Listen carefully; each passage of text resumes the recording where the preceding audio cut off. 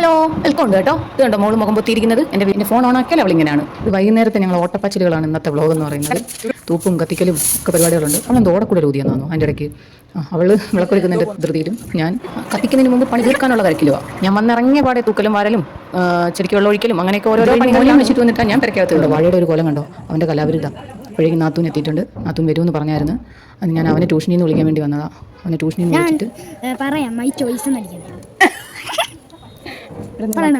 Madam പൊന്നല്ലേ madam എന്നാ ഞാൻ വേണ്ടത്. മുട്ടായി മേടിക്കാൻ പറഞ്ഞില്ല.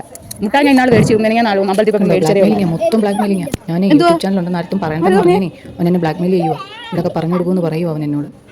ഇത് കഴിഞ്ഞ് വളവ് ഒരു ഓട്ടം ഉണ്ട്. ഒരൊറ്റ ഓട്ടം കഴിഞ്ഞ് പിന്നെ അവിടെ നിന്ന് പിടിച്ചുകൊണ്ട് വരണം.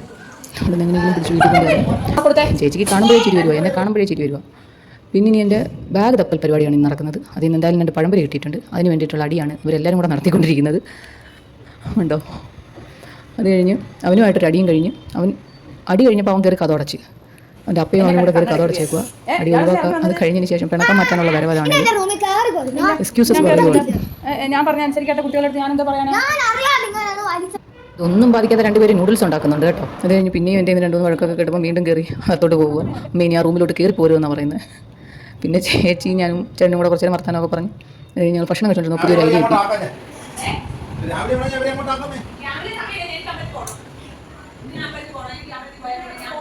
ചേച്ചിയും ചേട്ടനും തമ്മിലുള്ള തർക്കമാണിത്. മാമൻ്റെ വീട്ടിൽ പോകാനുള്ള അനുവാദം ചോദിച്ചതിനുള്ള മറുപടികളാണ് ചേട്ടൻ പറഞ്ഞു. എന്തായാലും സമ്മതിച്ചു.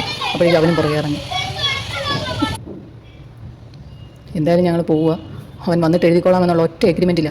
നടക്കുമോ എന്തോ. എന്തായാലും പോയി. ഇപ്പം തന്നെ 9 മണി കഴിഞ്ഞ്. ഇനി തിരിച്ചെത്തുമ്പോഴത്തേക്ക് ഒരു നേരമാവും. എന്തായാലും അവിടെയൊക്കെ ചെന്ന് അവിടുത്തെ കുഞ്ഞുമായിട്ടൊക്കെ കുറച്ച് നേരം കളിച്ച് അവൻ്റെ കുറേ പെർഫോമൻസ് ഒക്കെ കാഴ്ചവെച്ച് പിന്നെ അവിടെ നിന്ന് ഇറങ്ങി നേരെ വീട്ടിലോട്ട് വന്ന് തിരിച്ചെത്തിയപ്പോൾ എന്തായാലും ബുക്കൊക്കെ എടുത്ത് ചെയ്തായിട്ടൊക്കെ നോക്കുന്നുണ്ട്. പിന്നെ ഇനി രാത്രി ഉറങ്ങാനുള്ള അടിയാണ്. ഇനി അടുള്ള അടി എന്ന് പറഞ്ഞാൽ ഉറങ്ങാനുള്ള അടി.